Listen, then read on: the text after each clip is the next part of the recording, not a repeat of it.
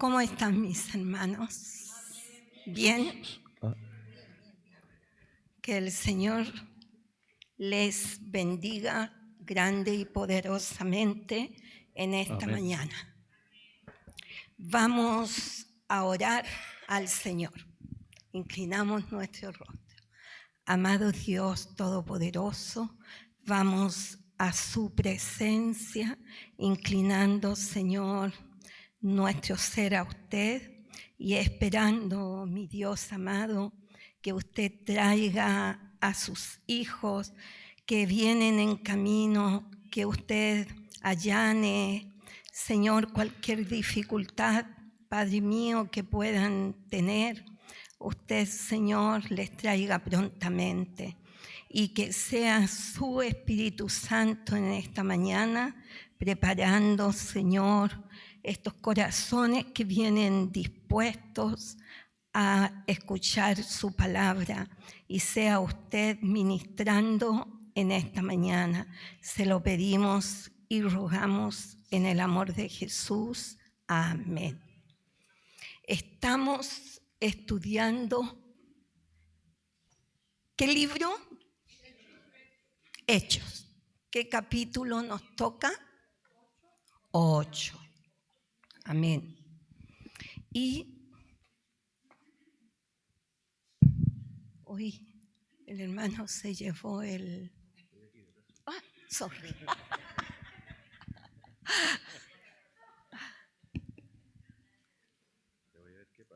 Ya. Busquemos entonces, hoy toca capítulo 8, del versículo 1 al 8. Hoy me tomé un Trioval y me da mucha sed, porque da sed.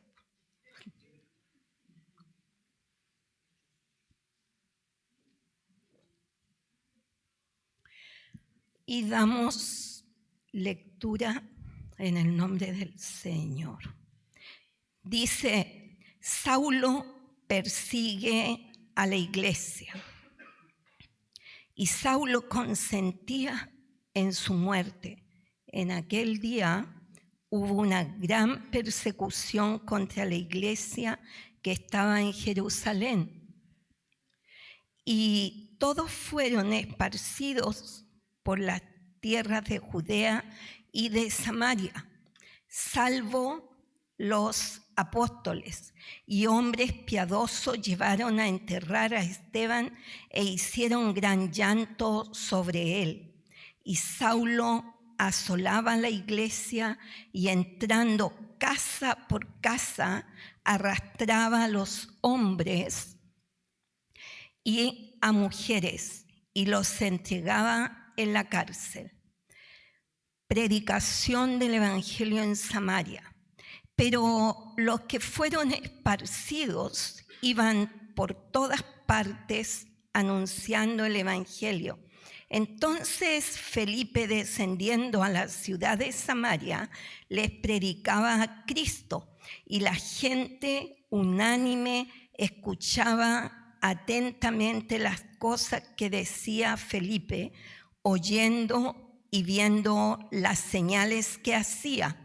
Porque de muchos que tenían espíritus inmundos salían estos dando grandes voces, y muchos paralíticos y cojos eran sanados, así que había gran gozo en aquella ciudad. Es la lección, el texto clave está en Hechos capítulo 1, versículo 8.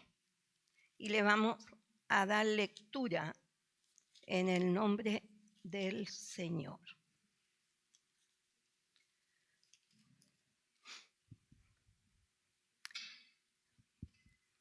Amén.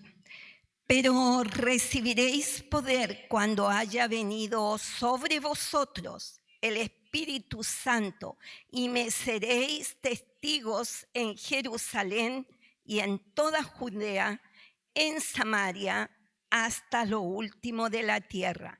Hechos 1:8.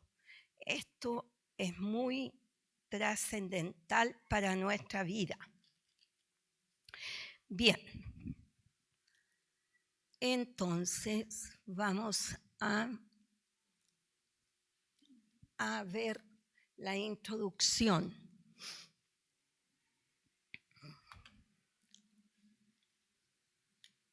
Dice así: Esteban proclamó la verdad de Dios ante el concilio. ¿Se recuerdan ustedes? Clases pasadas, ¿sí? Con esto desafió la muerte, lleno del Espíritu Santo, y esto quiero que lo meditemos. No vio los rostros contorsionados de ira por el odio, sino su mirada trascendió el espacio, el tiempo, y contemplaba a Jesús a la diestra del Padre. Qué grandioso es esto, porque en la situación que él estaba, él tenía su mirada puesta en el Señor. Y eso nos hace reflexionar, porque aquí vemos el contraste entre estar gobernado por el Espíritu Santo y versus estar gobernado por Satanás. Son dos formas de enfrentar una misma situación. Y esto tiene que hacernos reflexionar. ¿Por quién nos dejamos gobernar? Hace 2 clases pasadas aprendíamos de que nosotros somos templo del Espíritu Santo. ¿Quién gobierna nuestra vida? El Espíritu Santo, siempre, 24/7. A veces nos descuidamos, ¿cierto? Y eso es lo que nos tiene que hacer reflexionar. En cualquier situación, mire, una situación extrema que estaba enfrentado Esteban. Él sabía que estaba desafiando a las autoridades que tenían en ese momento el poder de quitarle o darle la vida. Él nunca se defendió. Él lo que hizo es proclamar la verdad de Dios. El secreto, el valor de Esteban residía en la esperanza de lo eterno. Yo cuando escribía esto, me imaginaba que lo que significa estar en esa situación y poder ver al Señor Jesucristo sentado a la diestra. Y eso lo fortalecía para enfrentar que la esperanza que él tenía, porque él sabía que iba a muerte. Él desafió la muerte y él pensaba no en lo que le iba a pasar a esta carne, sino que él esperaba la bienvenida del Señor. ¿Espera usted la bienvenida del Señor cuando Él nos arrebate por su iglesia o personalmente? Amén. Seguir el ejemplo de Jesús es fortalecernos, mirarlo a Él como Esteban lo hizo, tenemos que nosotros procurar siempre. Dice la palabra del Señor, puestos los ojos en Cristo, ¿cierto? ¿Y para qué tenemos que tener nuestra mirada en Cristo? Para poder hacer lo que humanamente no podemos. Cuando nos enfrentamos a situaciones, sean diarias o en estos tiempos que vienen difíciles, ¿cierto? Que tenemos que estar llenos del Espíritu Santo, porque esa es la clave. Ahí le dijo el Señor, recién leímos, y tendréis poder. ¿Cuándo? Cuando haya venido. ¿Y vino el Señor a usted? Vino. Entonces, tenemos que procurar siempre estar llenos del Espíritu Santo. No ser como las vírgenes, esas 5 fatuas que estaban. Nosotros estamos, ¿cierto? Aquí. Pero todas cabecearon, todas se cansaron, dormitaron, pero con la esperanza que venía el esposo. Pero ¿quiénes se fueron con él? Las prudentes, las que tenían una comunión, porque el aceite representa al Espíritu Santo. Y para tener el Espíritu Santo tenemos que tener una intimidad, una comunión, entrar en el secreto del Señor. ¿Estamos preparados para ser testigos de Cristo? Testigos significa mártir. ¿Se recuerdan ustedes la palabra en griego? ¿Nuestra conducta diaria hace la diferencia en este mundo? ¿O todavía las viejas costumbres arraigadas en nuestro corazón no nos permiten, como el Sanedrín, ¿verdad? Porque la clase pasada aprendíamos de que las tradiciones anuló, cegó la visión, y eso a veces nosotros pensamos que porque una estatua, no. Hay cosas que también podemos guardar en nuestro corazón, que por costumbre, porque se hizo aquí, allá, pero ¿quién le guía a usted? Es el Espíritu Santo, el tener comunión con el Padre a través de Jesucristo, que el Espíritu Santo es el que clame a Él. Y para eso, vuelvo a repetir, es tener intimidad, comunión. ¿Cómo? Orando, conociendo al Señor a través de su palabra. No podemos quedarnos solamente con lo que se imparte aquí. Tenemos que ser como los de Berea. Anoche por ahí escuchaba en el programa que emite el hermano, el matrimonio Peña y Lillo Correa, también hacían alusión de esto. ¿Por qué? Porque estamos en tiempos tan difíciles y la apostasía se ve. Y eso es lo que nosotros tenemos que evitar.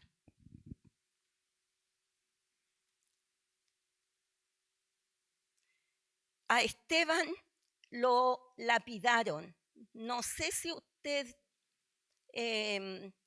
sabe en qué consiste la lapidación.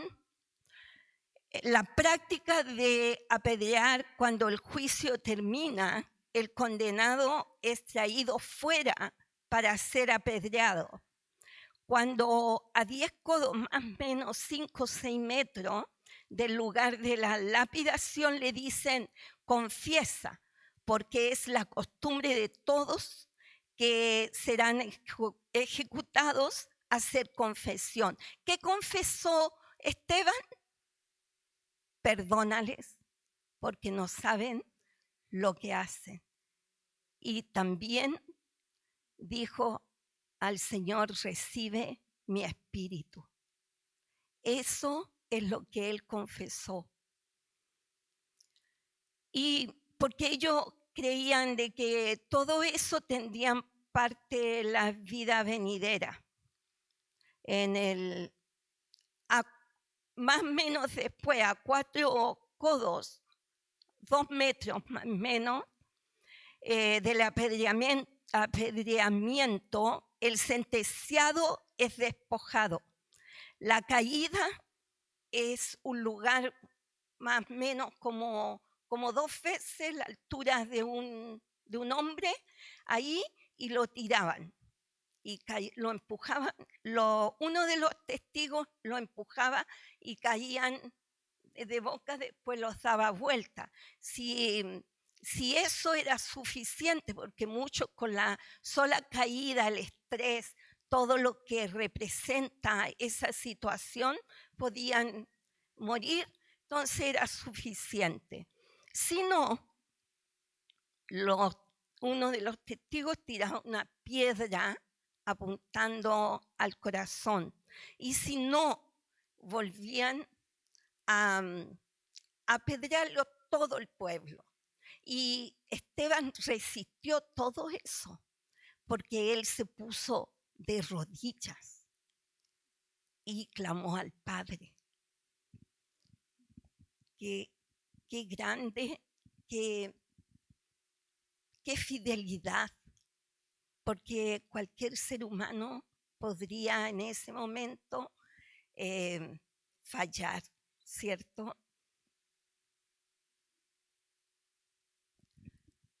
Entramos a la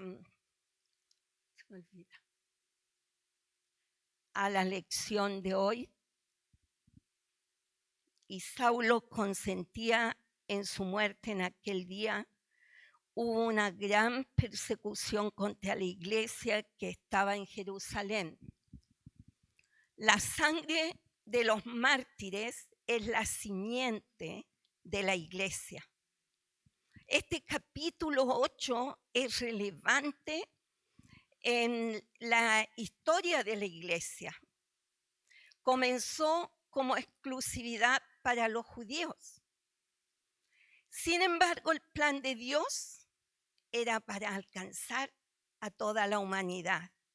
En Hechos 1:8 recién leímos, ¿cierto? Y me seréis testigo en Jerusalén, Judea, Samaria y hasta...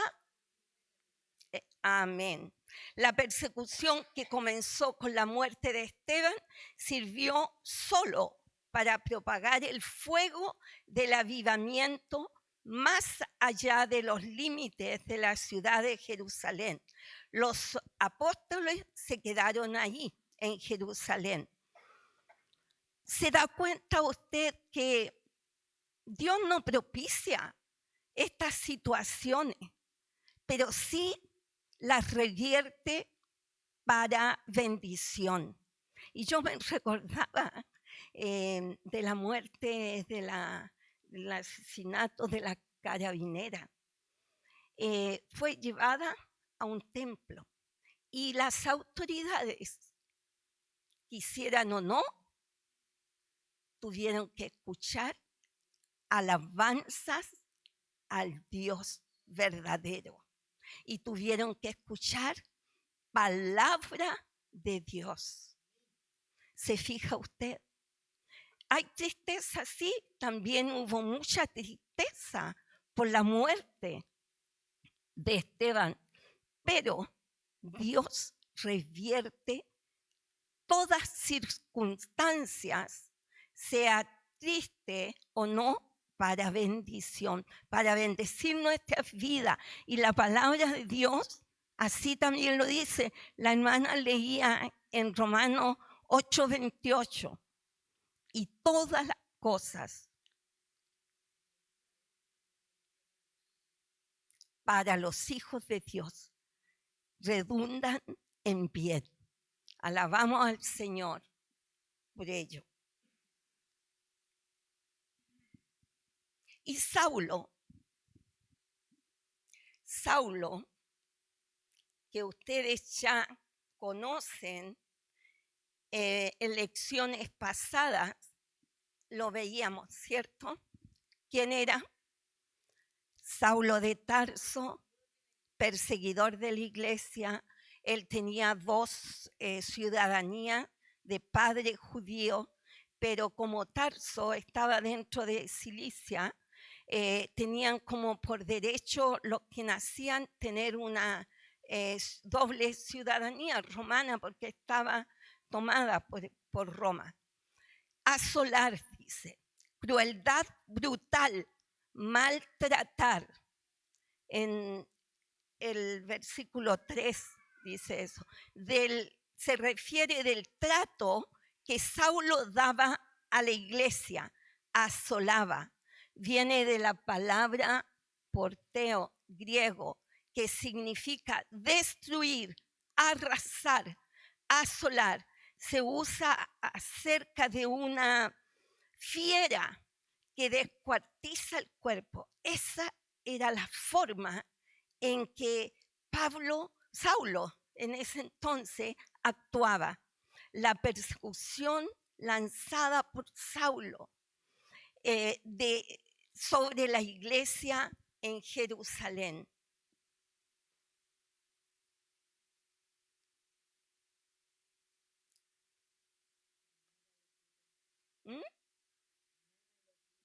No. Mire, leía que cuando Esteban estaba ahí siendo lapidado y pusieron las ropas en sus pies de los que apedreaban, que Dios lo estaba preparando ahí. Porque yo imagino si exclama Esteban, veo los cielos abiertos y al Señor a la diestra del Padre, yo creo que muchos tuvieron que mirar. A lo mejor él le quedó sin duda, por lo que venía eso impregnado en él. Y de hecho la palabra de Dios más adelante lo dice, porque él tiene que haber tenido hasta insomnio pensando que a muchos les hacía blasfemar.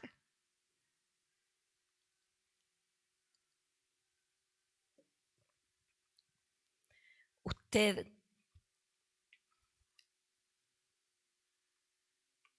vuelvo a repetir. Dígame. Yo entendía por lapidar era en el tiempo cuando ponían a las personas en una y las encerraban en un cuarto, no sé qué es lo que sería, pero ahí las dejaban paradas y hasta que morían. Es que eso no es lapidar porque es tirar piedra. Claro, es tirar piedra. Mire, hay muchas formas de la lapidación según donde los islámicos lo hacen de una manera, por diferente, hay causas también. O sea, a lo mejor usted vio eso, pero la forma del pueblo de Dios.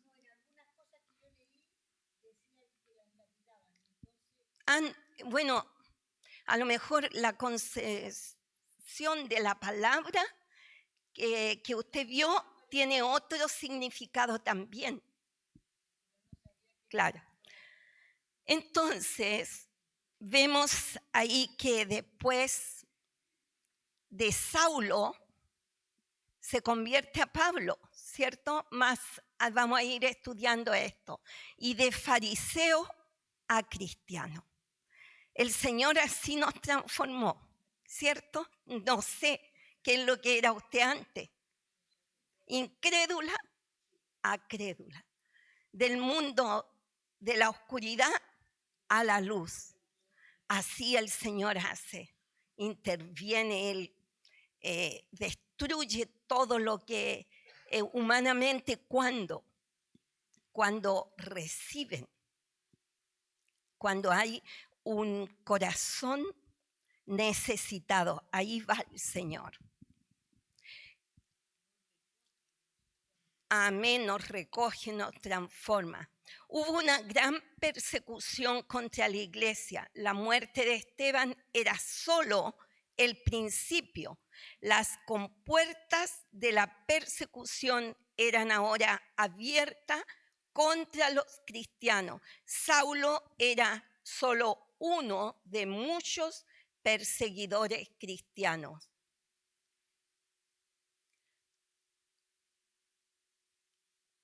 Y pasamos al versículo 5. Claro. Saulo se consiguió credencial para salir del territorio y asolar. ¿Sabe qué era? Yo me imaginaba, porque dice aquí la palabra del Señor. A ver, vamos a leer el 5. Entonces Felipe, descendiendo a la ciudad de Samaria, les predicaba a Cristo. Felipe. Hay 4 Felipes que se nombran en el Nuevo Testamento y lo vamos a ver.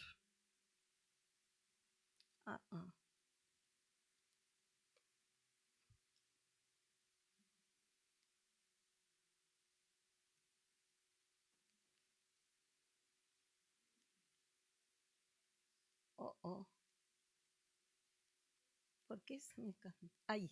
Ups. Ahí. Primero tenemos el hijo de Herodes el Grande, tetrarca de Iturea y Tracónite. Eso sale en Lucas 1:1. Otro hijo, tetrarca. ¿Por qué tetrarca? Porque habían territorios o reinos que se dividían en 4. Entonces ponían a diferentes personajes a cargo de cada una de estas porciones, digamos. Otro hijo de Herodes el Grande, su esposa Herodías, fue acusada por Juan el Bautista, ¿se recuerdan? Y, ¿cómo? Sí. Amén. Decía que la acusaba esta mujer porque había abandonado a Felipe y haberse casado con Herodes. Esto sale en Marcos 6:17. Y esto es muy conocido, ¿cierto? Porque Juan el Bautista lo confrontaba y se desesperaba este hombre, porque la palabra de Dios irrumpe, ¿cierto? Convence de pecado.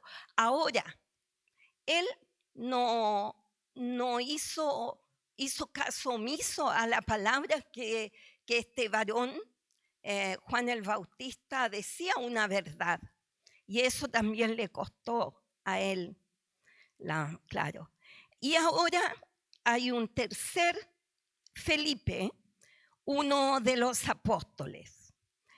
Mateo 10:1 y sabemos, nosotros también lo hemos estudiado aquí en Hechos. Y Felipe el evangelista, este diácono, y él tuvo muchas labores en la iglesia. No solo fue diácono, que está en Hechos 6:5, sino también fue predicador. Aquí recién acabamos de leer que él dice el 5. Entonces Felipe, descendiendo a la ciudad de Samaria, les predicaba a Cristo, predicador. Misionero, en Hechos 8:26. También fue evangelista, en Hechos 8:40. Fue hospedador también. En Hechos 21:8, y tenía 2 hijas que eran profetisas. Este es el Felipe que estamos ahora viendo en la palabra del Señor.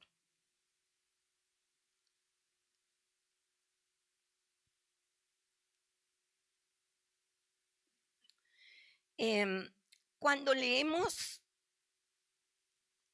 que fueron a Samaria, yo no sé si usted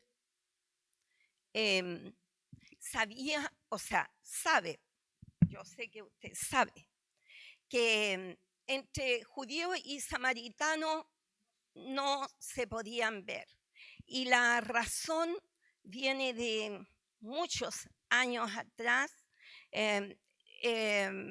de el rey Jeroboam, que tomó las 10 tribus y dejó 2 que tomó Roboam, que era cuando murió Salomón, él era el legítimo en subir al reinado, pero no escuchó él a quienes lo aconsejaban y pasó esta división. Pasa cuando no escuchamos la palabra del Señor, viene el caos, vienen las dificultades, vienen las consecuencias y que arrastran no solo a quien comete el error de no escuchar la palabra del Señor, sino que arrastra al entorno.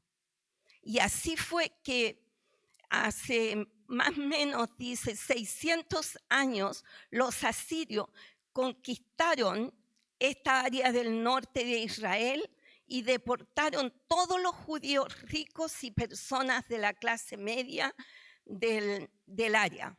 Después importaron una población pagana desde lejos de Babilonia. Estos paganos se casaron con los de la clase más baja de judíos que quedaban en el norte de Israel. Y de estas personas venían los samaritanos. Entonces, ¿qué decían los judíos? Decían de que ellos eran mezcla. Los judíos de aquel día odiaban a los samaritanos, los consideraban infieles, mestizos, que corrompían la adoración del Dios verdadero. Porque claro, Salomón en su último tiempo, él tomó mujeres de otros pueblos y traían con ídolos y les hizo ídolos. Y además él también participó en ello. Y por amor a David, por la promesa que tenía con David, entonces les dejó estas 2 tribus, que es Judá y Benjamín, al hijo legítimo, Roboam. Y eso es lo que la disputa, y ellos, aunque tuvieran que pasar por el territorio para el camino a cortarlo, no, ellos se daban la vuelta. Pero ¿sabe usted que Jesús fue y habló con la mujer samaritana? Ahí ya el Señor dio la pauta de que Él venía por todos, a morir por todos, a salvar, a darle vida eterna a todos.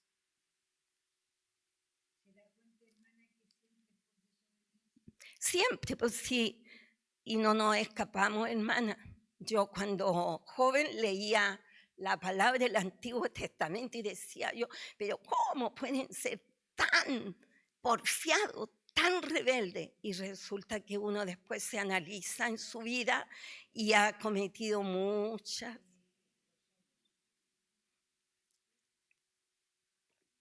Así que no nos escapamos de eso, pero tenemos, mire, tenemos la gran bendición de tener la palabra. Ellos no la tenían, no la tenían.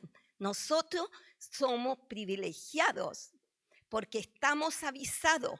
Tenemos una doble responsabilidad, una ante Dios. ¿Qué excusa usted le puede dar al Señor? No, yo no sabía, nunca leí, nunca me lo dijeron. ¿Sabe qué? Uno puede escuchar un mensaje. La que nació en el Evangelio desde que tuvo conciencia, pero llega un día que ese mensaje gatilla, porque como que antes, y yo, por ejemplo, yo le confieso de que el pasaje que leímos, o sea, que hice alusión de el vino nuevo no se pone en odres viejas, es decir, las tradiciones, todo eso, lo vine a entender claramente cuando estaba leyendo y preparando esto. Y así el Señor, y le daba gracias al Señor por revelarme eso, parte de lo que Él quería que yo entendiera para poder traspasarle a usted. No podemos tener la vida antigua si somos nueva criatura en el Señor. El vino representa el gozo de la salvación. Siempre tiene que permanecer porque Él nos da el gozo. Somos nosotros que a raíz de nuestra conducta empezamos y nos desbordamos en la tristeza, en el problema y en la angustia, pero el Señor nos manda a confiar en Él, a estar en Él. La experiencia de Jesús con la mujer samaritana en el pozo, que está en Juan 4, y su historia de la bondad de un samaritano, ¿se acuerdan también? Pasó un sacerdote, pasó, claro, todo, pero ¿quién se detuvo? Un samaritano. Hizo lo que a lo mejor nosotros no hacemos. ¿Sabe que cuando Jesús caminaba y entró a la ciudad en Naín y que vio a la viuda con el féretro, Él vio. Después dice, se compadeció, se acercó y la consoló. Y después hizo el milagro. Eso es lo que ha hecho también en cada uno de nosotros. Estábamos muertos en delitos, en pecado, pero Él nos vio nuestra necesidad. Él tuvo compasión, compadecerse, no es decir, oh, pobrecito, y seguir, sino hacer algo.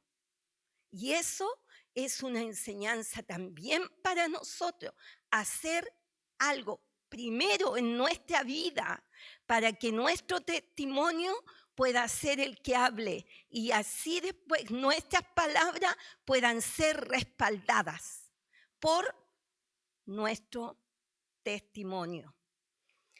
Aún así, sabiendo Felipe, todas estas peleas por año con los samaritanos, él fue a proclamar a Cristo porque Jesús había trabajado en él. No había espacio para este tipo de prejuicio en su corazón y en su mente.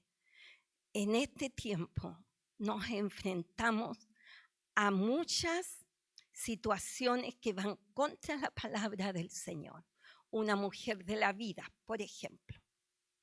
El Señor perdonó, pero tenemos que estar también preparados para poder hablar, porque esa gente, ya sea un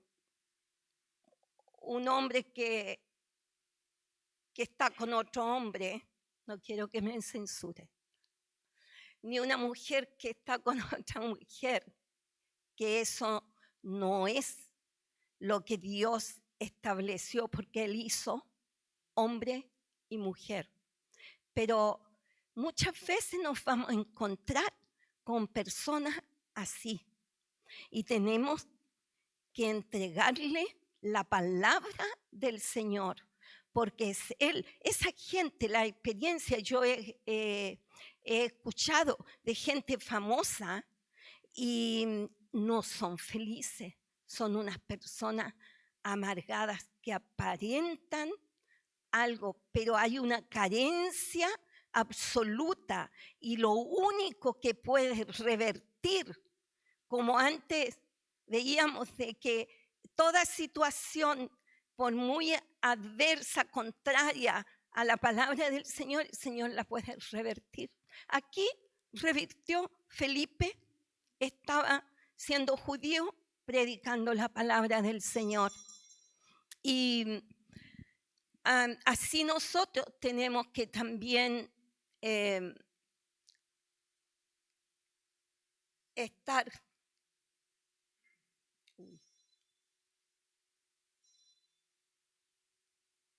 en Cristo. Ay. El versículo 6 al 8.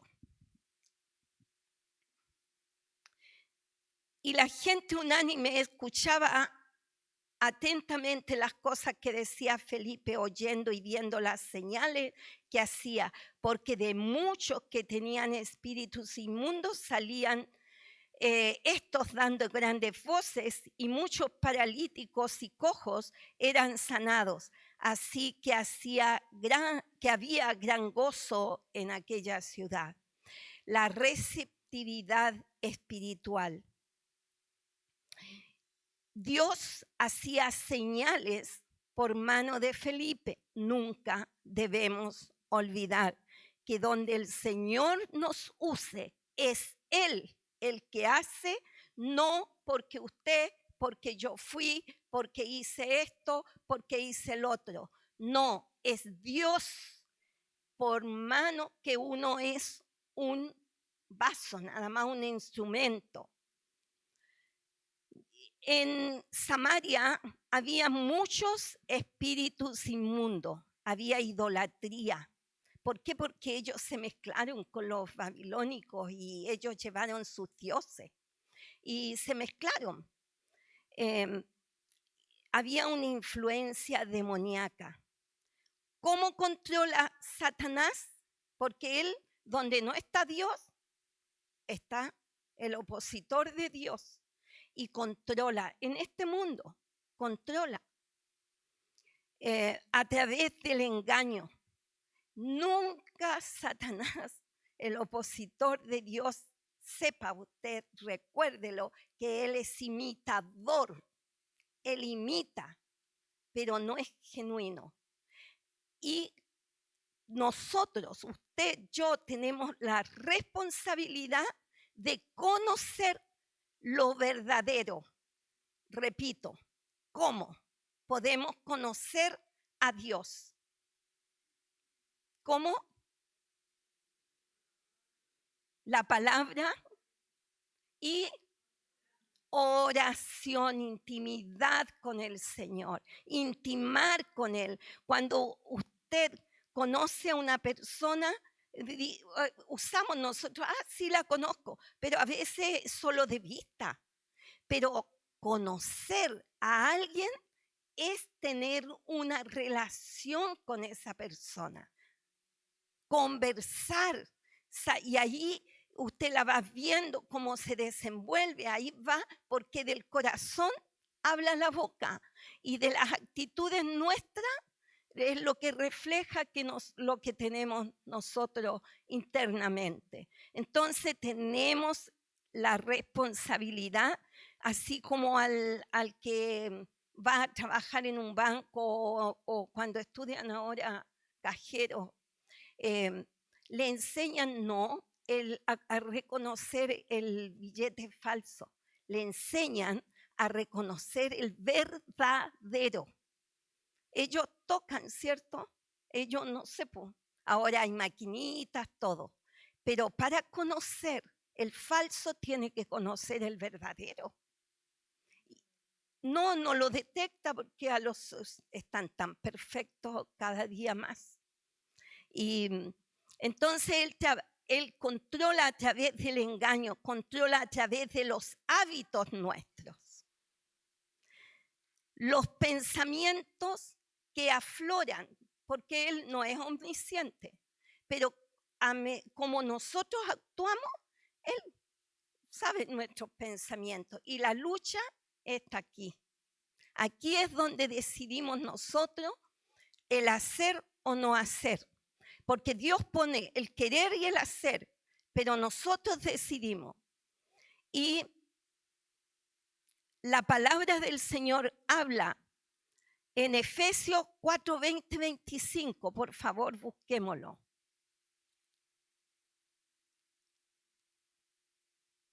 Esta es una Biblia nueva y me cuesta todavía.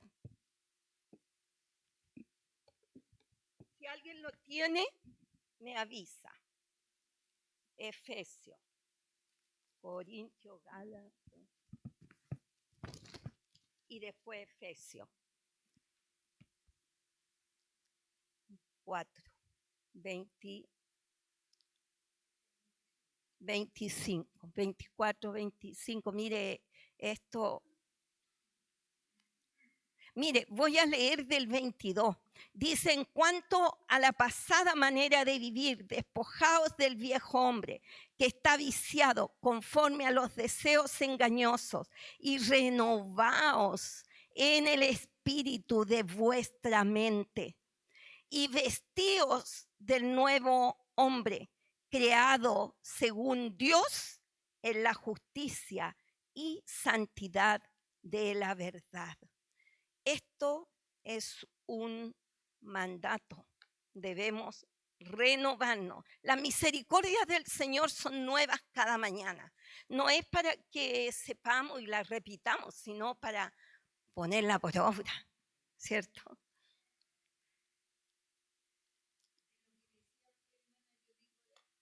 La única manera que nosotros podemos conocer a otra persona es conviviendo con ella. Convivamos con el Señor, pues. Si el Señor nos invita a eso, a convivir con Él, a convivir, vivir con Él legítimamente, no convivencia. Eso es subliminal.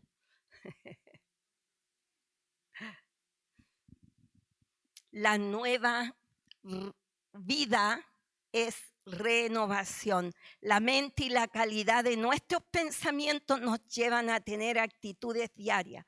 ¿Son nuestros pensamientos en la renovación que hemos recibido, la nueva vida en Cristo, o está la vieja vida operando? Las obras de la carne, en Gálatas 5, 1 del 16 al 25, y otro, si quiere, Colosenses 3, 9, 10.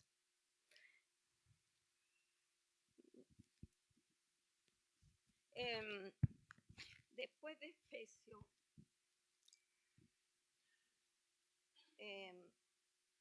antes de Efesios, Gálatas. No, está de Corintios, Gálatas, Colosenses. ¿Quién lo tiene? Que quiera leer, la hermana. Colosenses 3 del 9 al 10 y Gálatas 5.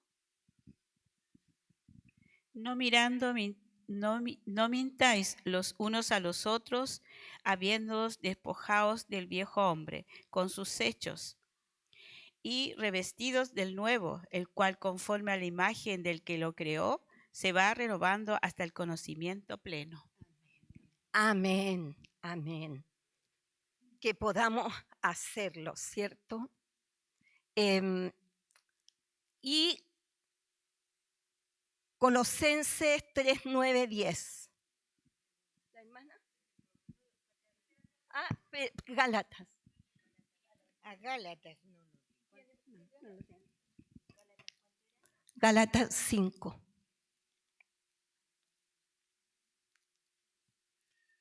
Del 16. 16 al 25. ¿Sí? ¿Lo tiene? Digo pues, andad en el Espíritu y no satisfagáis los deseos de la carne, porque el deseo de la carne es contra el Espíritu y el Espíritu es contra la carne, y estos se oponen entre sí, para que no hagáis lo que queréis. ¿A cuánto es? ¿Hasta cuánto? Leamos ahí. Gálatas 5:16, ¿cierto? Ya. Entonces, la palabra del Señor a nosotros nos aconseja en todo tiempo, en toda circunstancia. Digo pues, andad en el Espíritu y no satisfagáis los deseos de la carne, porque el deseo de la carne es contra el Espíritu y el del Espíritu contra la carne, y estos se oponen entre sí para que no hagáis lo que quisierais. Pero si sois guiados por el Espíritu, no estáis bajo la ley, y manifiestas son las obras de la carne, que son adulterio, fornicación, inmundicia, lascivia, idolatría, hechicería, enemistades, pleitos, celos, iras, contiendas, disensiones, herejías, envidias, homicidios, borracheras, orgías y cosas semejantes a estas, acerca las cuales os amonesto, como ya os he dicho antes, que los que practican tales cosas no heredarán el reino de Dios. ¿Se da cuenta usted que tenemos que tener sumo cuidado? Porque muchas veces, mire, si los pensamientos vienen, son rápidos, pero ¿qué tenemos que hacer? Con la palabra del Señor, expulsarlo, no dejar que hagan vida, nido en nosotros, sino que expulsarlo, orar, pedirle al Señor, Señor, limpia mi mente, Señor, trae pensamientos de bien, porque dice la palabra del Señor que todo lo bueno, todo lo amable, todo lo de buen nombre, en eso pensar.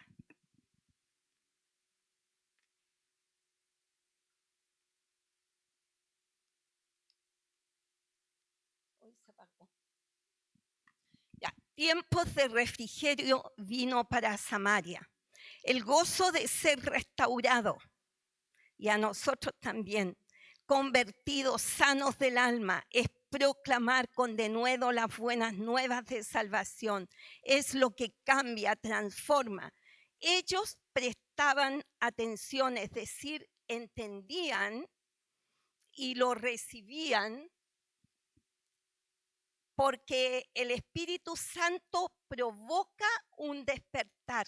Estábamos muertos en delitos y pecados, pero el Espíritu Santo, la palabra del Señor, es la que convence de pecado, da verdadera paz y gozo. Al conocer esta verdad, ¿está dispuesto a esparcir la semilla? A diario tiene que ser nuestro trabajo. Para eso el Señor nos llamó, nos dio salvación, nos alimenta, pero no para que comer. ¿Qué hace una persona si come y no hace ningún ejercicio? Engorda y vienen enfermedades, no puede caminar, se cansa y un montón de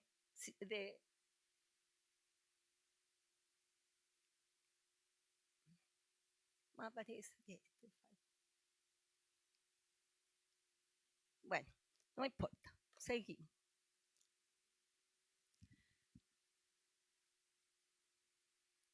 Reflexionemos. ¿Podemos ser nosotros iguales a estos primeros cristianos? ¿Cree usted? Pero ¿qué debemos hacer para hacer lo que ellos hacían? unánimes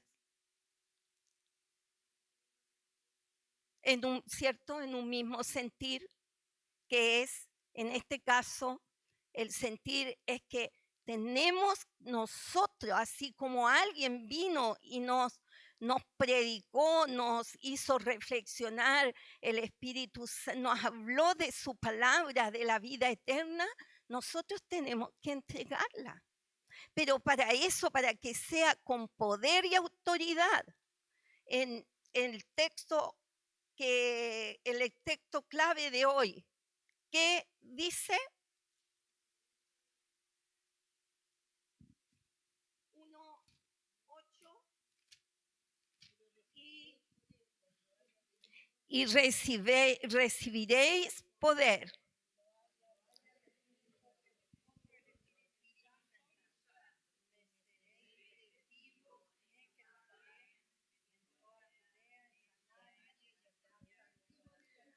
Hasta lo último de la tierra.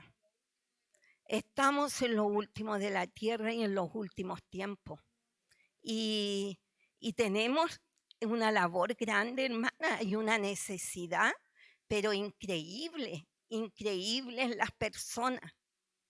Siempre mire, a mí no me gusta, le digo honestamente, ir al consultorio porque hay que levantarse hiper temprano a hacer fila y ahí no la dejan entrar, está ahí uno afuera.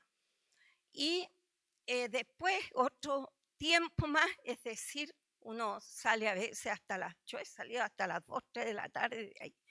Pero ese tiempo el Señor da para que todos los que están ahí van con una necesidad. Nadie va a ir a tomarse un café, a pasarlo bien a un consultorio. Hay trabajo. Y eso es lo que me motiva a ir, porque siempre va a haber alguien. Me acuerdo que tenemos en el listado a una niña que estaba llorando, pero amargamente. Yo dije, esta niña perdió su hijo, porque era desgarrador el llanto. Y empecé a clamar al Señor para que se calmara, y como no se calmó, me acerqué. Y le pregunté, le dije, mi hijita, la abracé, no abrazar, pero sí la espalda, porque da como algo que emocionalmente uno siente como cobijada. Estaba con el esposo, los dos jovencitos. ¿Y qué pasaba? Crisis de pánico, que es tan recurrente hoy en niños, en adultos. Y sabe usted que le dije, ¿sabes que yo soy cristiana y conozco a un Dios que te puede sanar? ¿Tú quieres que ore por ti? Y estaban desesperados. Ya, y se acercó una enfermera también para ver qué es lo que estaba haciendo yo, a lo mejor. Así que se quedó tranquilita, ella también escuchó. Y la niña fue bajando los decibeles. Y después le trajeron un vasito de agua y les dije yo que si querían aceptar a Jesucristo, y me dijeron que sí, porque estaban ahí, era el momento, el minuto que Dios había preparado, porque Dios prepara, si uno tiene que obedecer, no más, nada más. Y a mí, por ejemplo, que tengo que ir los martes a Viña, y yo decía, preparando todo esto, Señor, primero me habla a mí, primero me hace doblemente responsable cuando estoy preparando y cuando estamos aquí repitiendo, impartiendo. Entonces me eché unos libritos que estaban ahí en la mesa, que la escuela dominical puso. Y sabe usted que le pasé uno a una niña y estuvo muy agradecida. Entonces, tenemos que reflexionar. Mire, este señor es Charles Spurgeon. Se cambió. Él dicen ahí que él es el príncipe, predicador, pastor, escritor y todo. Él dice,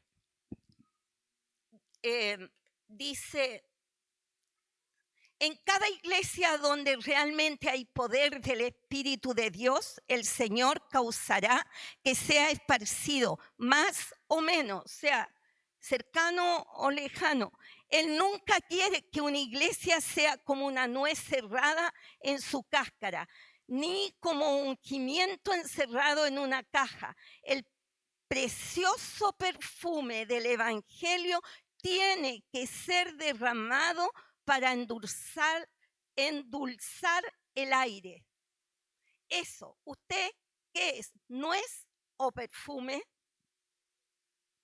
Ojalá seamos todos perfume de ese, pero rico, ¿cierto? Y esa es la reflexión. Vamos a pasar la ofrenda. Hermana Jessica y hermano, me olvidé de su nombre.